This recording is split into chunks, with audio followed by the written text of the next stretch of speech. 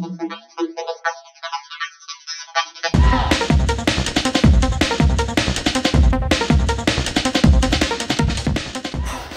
Friends, welcome to उष्णी शालदार blog. आशा करी তোমরা সবাই খুব ভালো আছো আর আমিও ভালো আছি। আজকে তোমাদের জন্য আমি একটা নতুন রেসিপি নিয়ে চলে এসেছি। দেখো আজকে আমি কিভাবে কি বানাই আজকে তোমাদের জন্য। দেখো আজকের দুপুরে আমাদের কি রান্না হবে আর তোমাদেরকে আমি কি রেসিপি উপহার দেব। আজকে একটা নতুন রেসিপি, এই নুন আর হলুদ পমফ্রেট মাছগুলোতে আমি মাখিয়ে নিচ্ছি। আমি 3 পিস পমফ্রেট মাছ নিয়েছি। পরিমাণ মতো নুন হলুদ আমি এই মাছে মাখিয়ে নিচ্ছি। পরিষ্কার করে ধোয়া এবং কেটে নেওয়া পমফ্রেট মাছ নুন হলুদ মাখিয়ে আমি 10 মিনিটের জন্য মাছগুলোকে একটু রেখে দেব। নুন হলুদ মাখানো হয়ে গেছে, ফিরে আসছি 10 মিনিট পর। গ্যাসের আগুনে আমি কড়াটা বসিয়ে দিয়েছি। এবার আমি মাছ ভাজার জন্য 4 চামচ সর্ষের তেল দিয়ে দিলাম। তেলটা গরম হওয়া পর্যন্ত আমি অপেক্ষা করব। সর্ষের তেল গরম হয়ে গেছে। এবার একটা একটা করে আমি নুন হলুদ মাখানো পমফ্রেট মাছগুলোকে কড়ার মধ্যে দিয়ে দেব।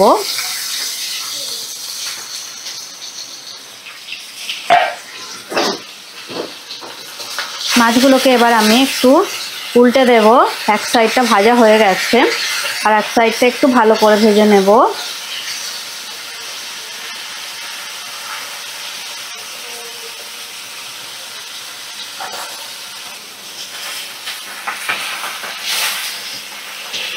মাছগুলো ভাজা হয়ে গেছে। এবার আমি একটা পাত্রে মাছগুলোকে তুলে নেব।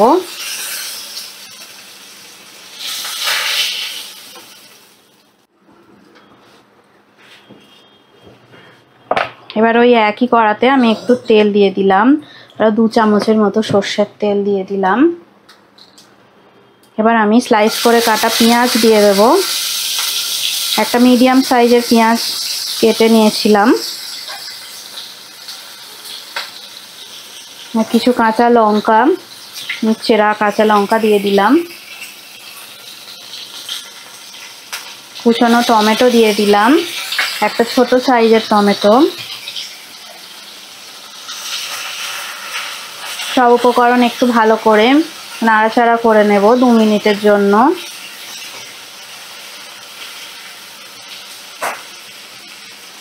দু মিনিট পর আমি এই যে কেটে রাখা কচু, এইভাবে কেটে রাখা কচু আমি দিয়ে দেব। এগুলো গাঠি কচু। ভালো করে একটু ভাজা ভাজা করব।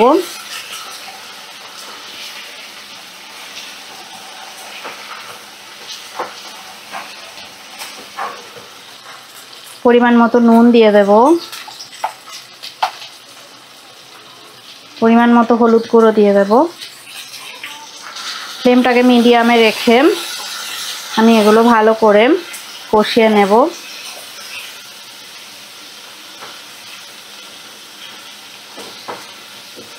দু মিনিট এইভাবে কষানো হয়ে গেলে এবার আমি 1 চামচ আদা রসুন বাটা দিয়ে দেব।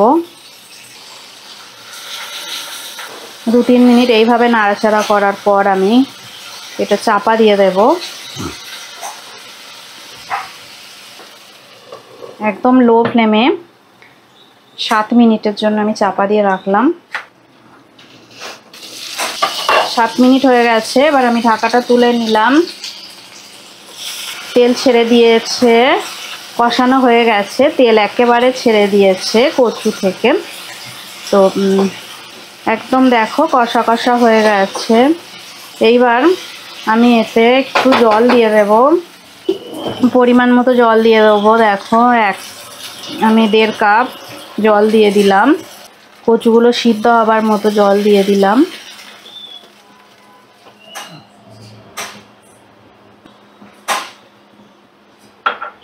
আর একটু সামান্য জল দিয়ে দিলাম।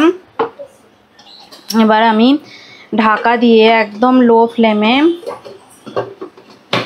রান্নাটা হতে দেব 10 মিনিটের জন্য। ফিরে আসছি 10 মিনিট পর।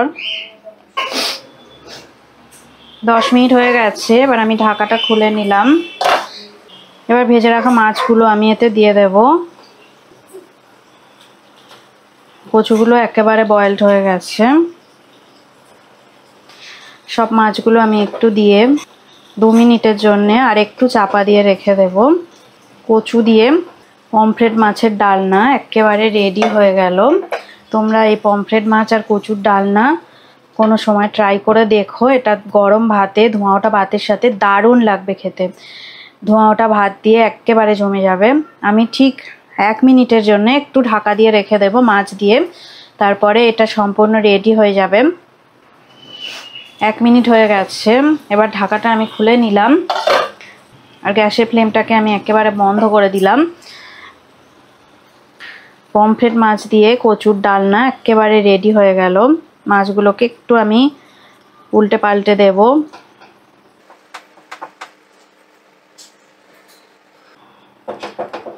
এই রেসিপিটা বাড়িতে তোমরা অবশ্যই ট্রাই করবে। পমফ্রেট দিয়ে কচুর ডালনা দারুণ টেস্টি খাবার, গরম ভাতের সাথে একেবারে তোমাদের এটা দারুণ লাগবে। টেস্ট করে দেখো। পমফ্রেট কচুর ডালনা রেসিপিটা যদি তোমাদের ভালো লেগে থাকে অবশ্যই আমাকে কমেন্ট করে জানাবে আর শেয়ার করবে আর একটা লাইক দিয়ে দেবে। রেসিপিটা অবশ্যই ট্রাই করবে বাড়িতে, আর আমার পাশে তোমরা অবশ্যই থাকবে আর আমাকে ভালো ভালো কমেন্ট করে জানাবে কেমন লাগলো তোমাদের। তো তাহলে আমি আরও উৎসাহ পাবো। আর অবশ্যই আমার চ্যানেলে তোমরা থেকো আর ততদিনে সুস্থ থাকো, সবাই ভালো থাকো আর আমার রেসিপিগুলো দেখতে থাকো। আমাকে উৎসাহ দিলে আমি আরও নতুন নতুন রেসিপি তোমাদেরকে করে উপহার দেব। আজকের মতো টাটা। নেক্সট ভিডিওতে আবার তোমাদের সাথে আমার দেখা হবে।